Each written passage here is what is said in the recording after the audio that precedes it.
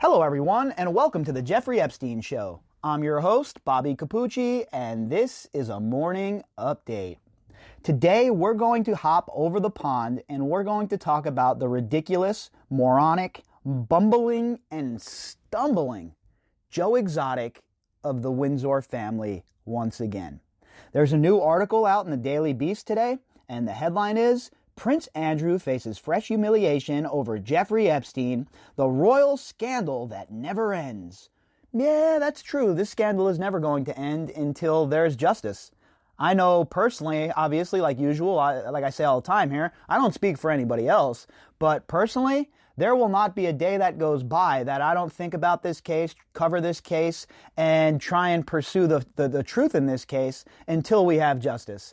And if Prince Andrew thinks that people are going to forget about it, that this case is going to go away, well, he's in for a very bad time.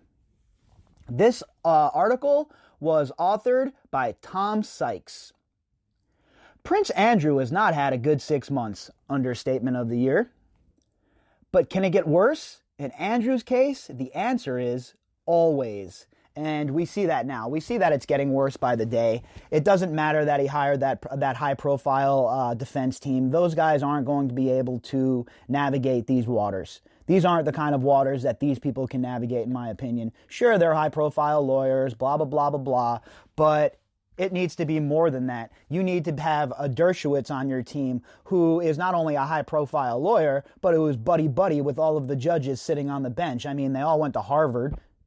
So Andrew isn't in a situation like that, in my opinion, because this legal team obviously doesn't have their finger on the pulse here in America. Now, in England, they probably know what they're doing, right? They're high-profile lawyers, et cetera, et cetera. They know the legal system over there, in and out. But when it comes to America, do they have those kind of contacts that Jeffrey Epstein had here? I would say no.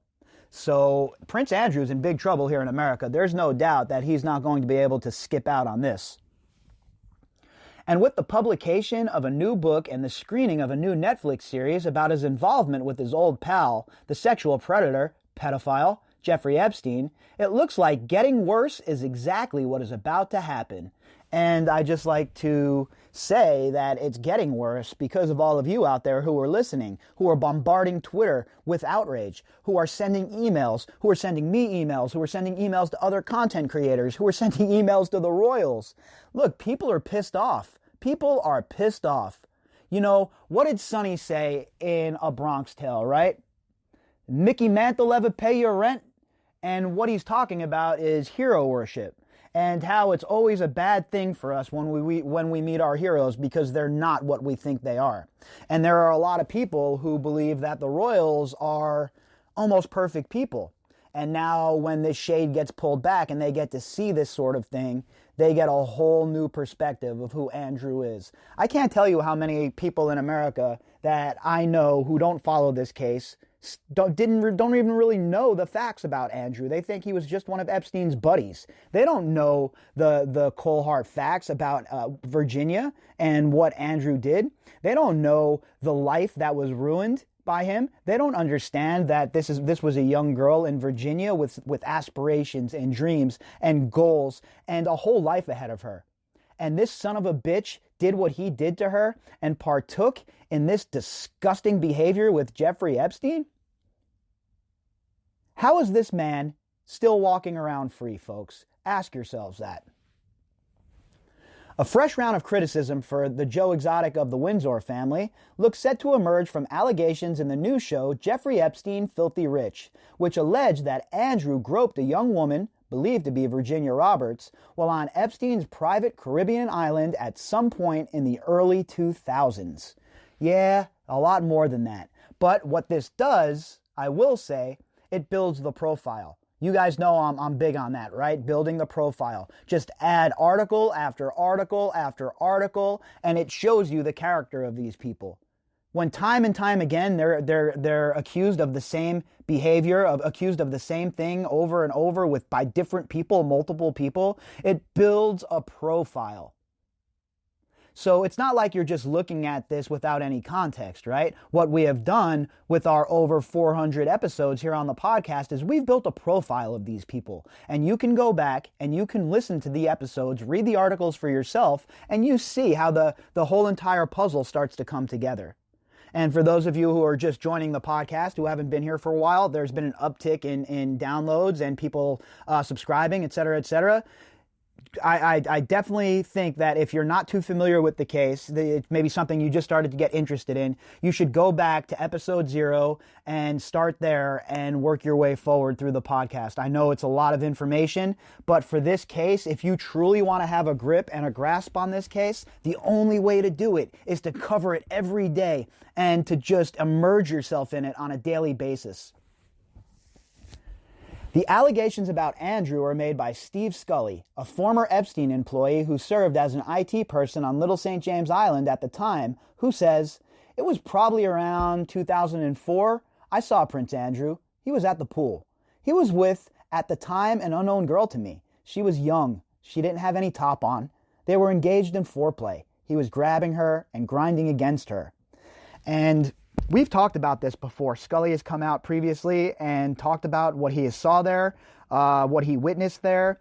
And he is definitely somebody who seems to be a credible witness, right? He's a guy that worked on the island. He was there at the proper time. The documentation proves it. He was an employee of Epstein's.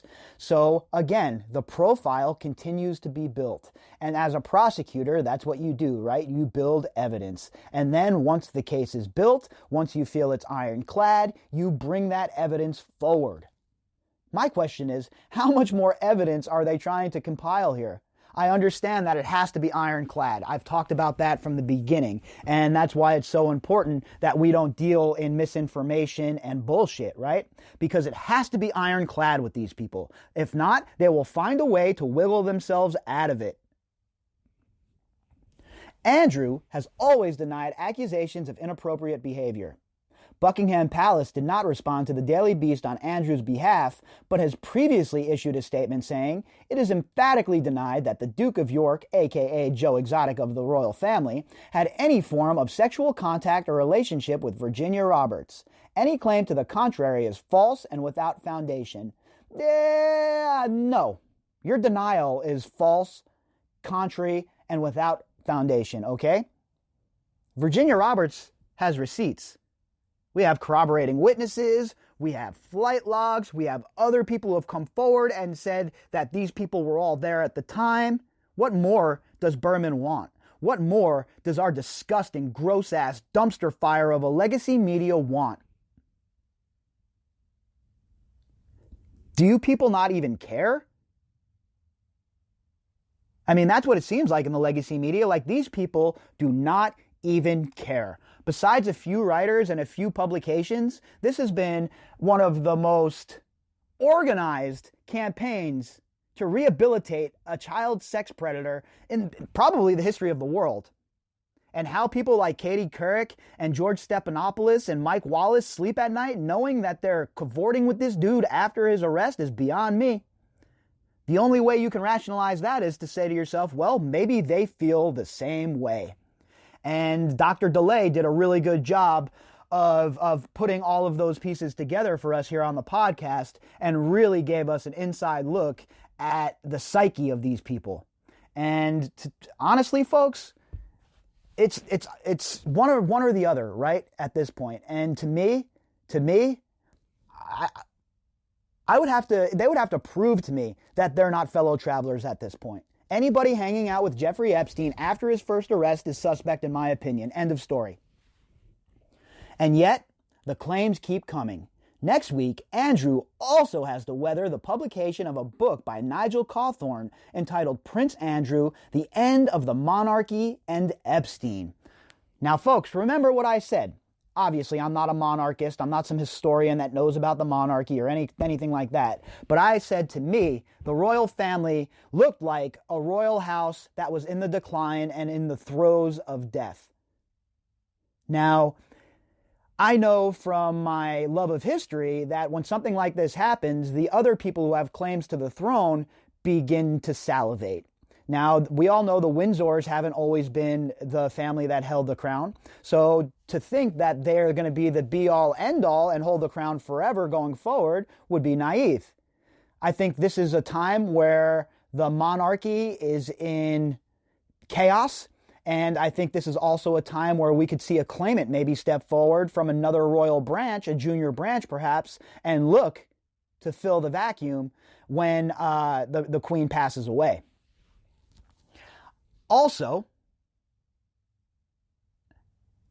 this book by Nigel Cawthorne seems to be a real inside look at what goes on behind the scenes there. So I'm going to pick that up.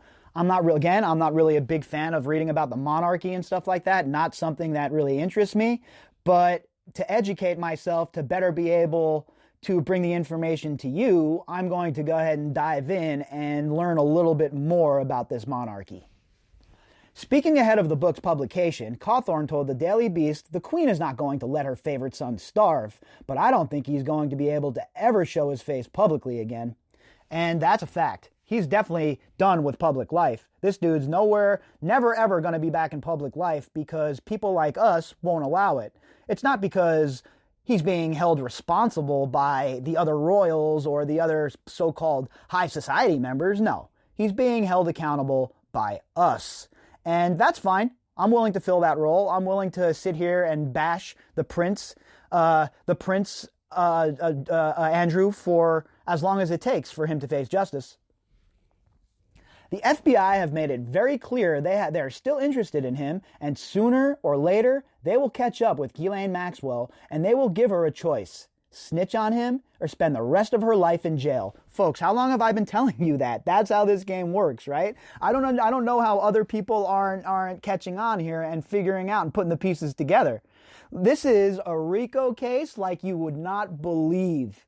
I was just talking to a friend of mine who is running to be a judge, and my friend was adamant that if this case ever came across his desk, that there's zero doubt it would be RICO.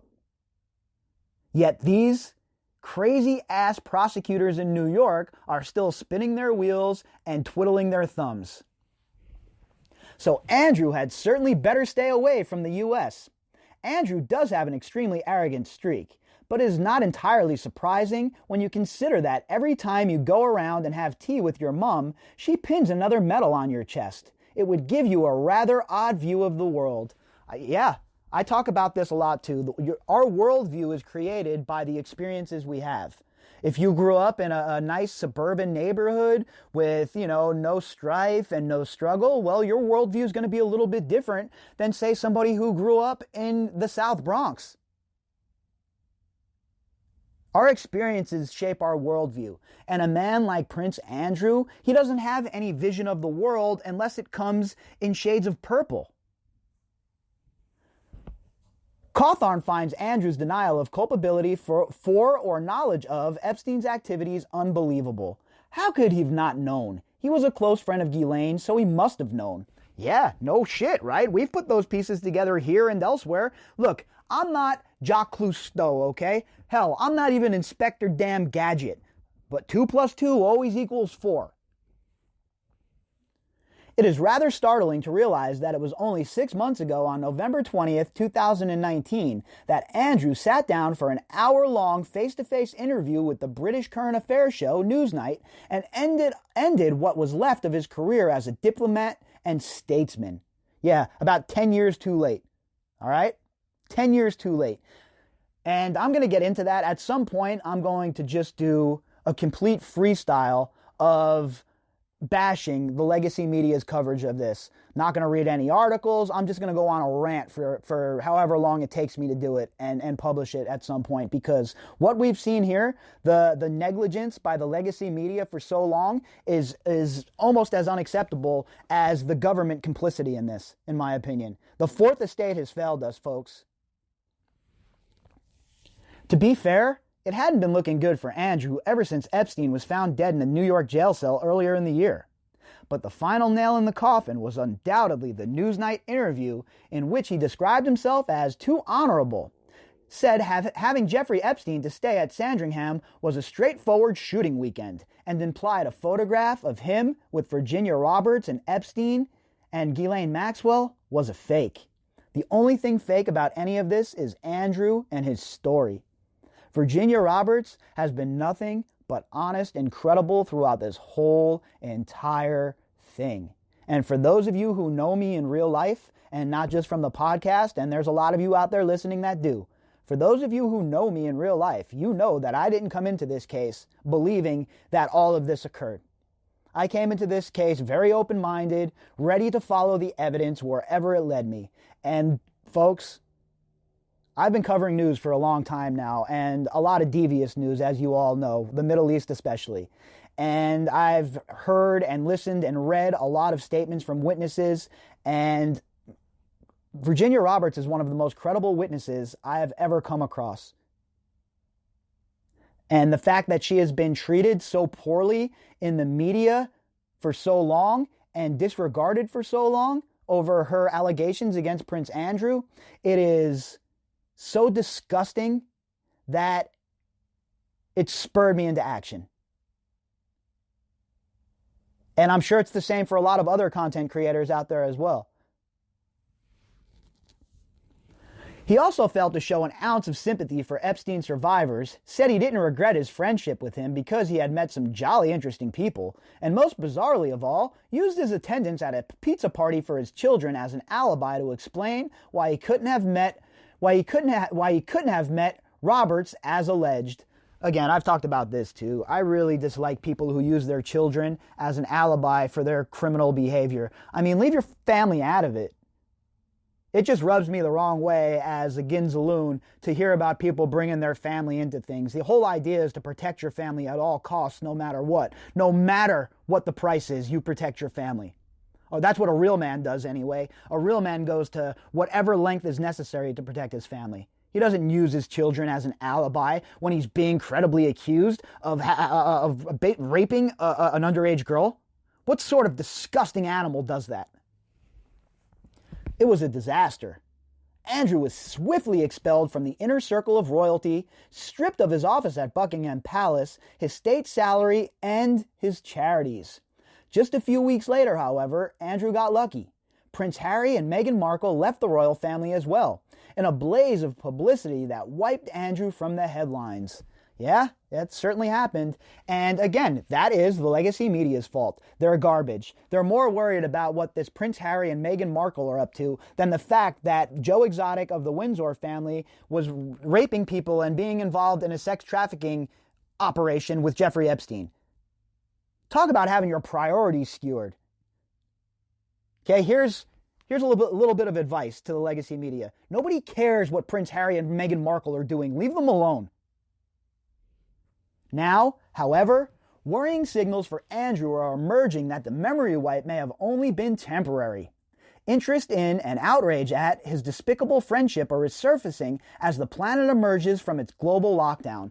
Look, I really like the way the Daily Beast has covered this, and especially Kate Bricklet. She's been fantastic. She's a great author, a great writer, and somebody who really understands the story.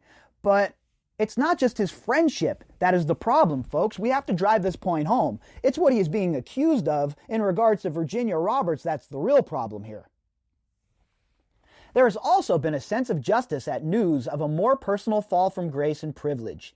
Andrew and his wife are currently being sued for failing to pay the final installment of almost $9 million on a Swiss ski chalet they bought in 2014. The couple are said to be in financial difficulty as Andrew's ex-wife, but still bafflingly constant companion, Sarah Ferguson, finds book deals and TV contracts being canceled. She shouldn't be in public society either, okay? I'm not a fan of cancel culture, right? I don't believe that people should be canceled for their opinions or for not passing a purity test or anything like that. Say whatever you want, man, in society, right?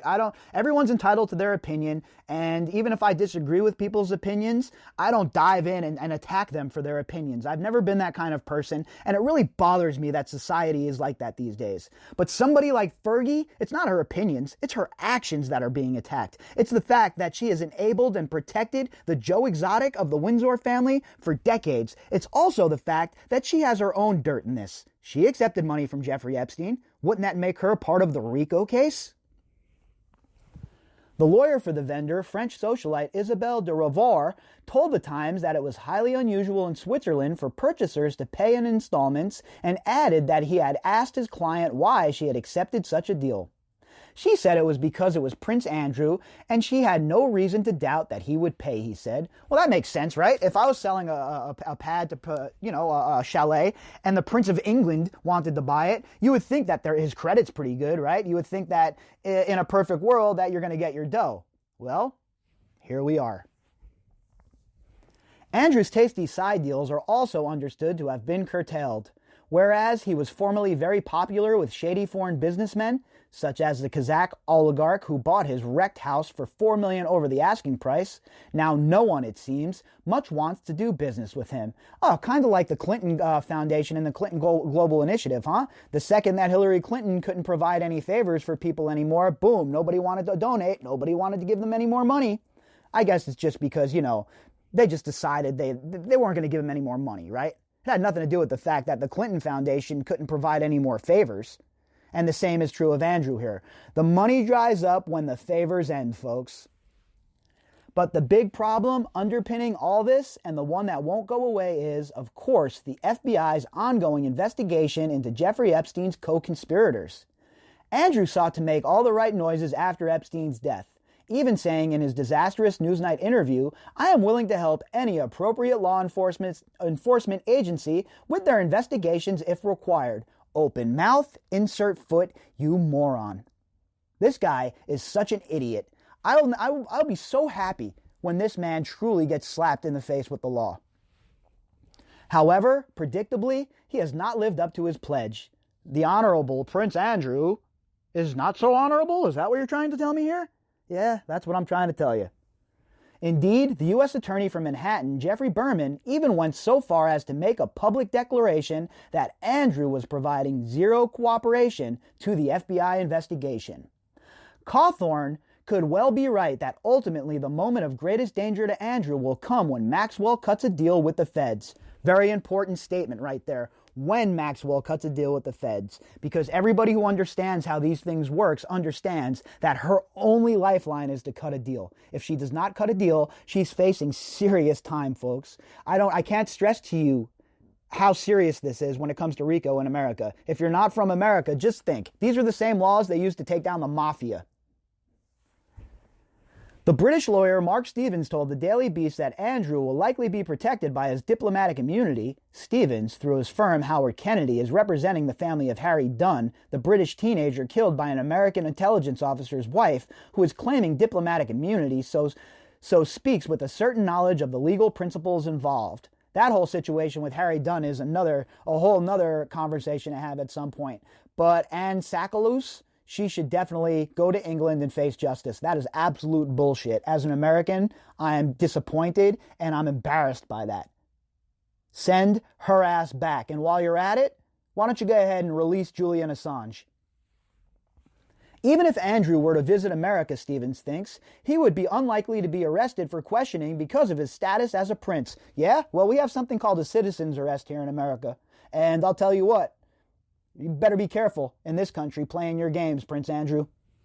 But the reality is, Andrew's going nowhere, even after the lockdown ends. It's not just trips to the USA or the Caribbean which face being curtailed. Sources say that even before the lockdown, Andrew was nowhere to be seen. He had vanished from his usual stomping grounds, country house shooting weekends, London private members clubs, and dinner parties. Andrew may not be the most sensitive of men, but when there are question marks being raised about whether you can attend your own daughter's wedding without ruining her big day, as there were for Beatrice, now postponed, nuptials, even he seems to have gotten the hint. Look, that's a big deal, right? You can't go to your daughter's wedding. Imagine being such a dirtbag, such a scumball. Your behavior was so untoward that you couldn't even go to your own daughter's wedding for fear of ruining it. Take a look in the mirror, Joe Exotic of the Windsor family. Take a good hard look in the mirror at the so-called man you are. Absolutely pathetic. We will almost certainly only ever see Andrew in public again with members of his family, a handful of times at most. There is a certain irony that, for the prince who loved to travel so much he was nicknamed Air Miles Andy, being confined to his own home could be a feature of life for many years to come. Yeah, all right, cool. Well, I like the fact that he's going to be stuck at home and nobody wants him around. That's great, but I want him to face justice, folks, okay? I want justice in this case. I want all of these people ratting on each other, turning on each other, and flipping on each other so that all of them can go to prison. Anything short of that is a travesty at this point. These survivors deserve nothing less than the full weight of the United States federal government being dropped in the lap of all of these sick bastards who participated. If you'd like to contact me, you could do that at Bobbycapucci at protonmail.com. That's BOBBYCAPUCCI at protonmail.com. You can also find me on Twitter at BOBBY_CAPUCCI. If you'd like to help out the podcast, you can find our link for our Patreon account within the description box. All right, everybody, I hope you all have a fantastic day, and I will be back later on tonight with the Daily Drop.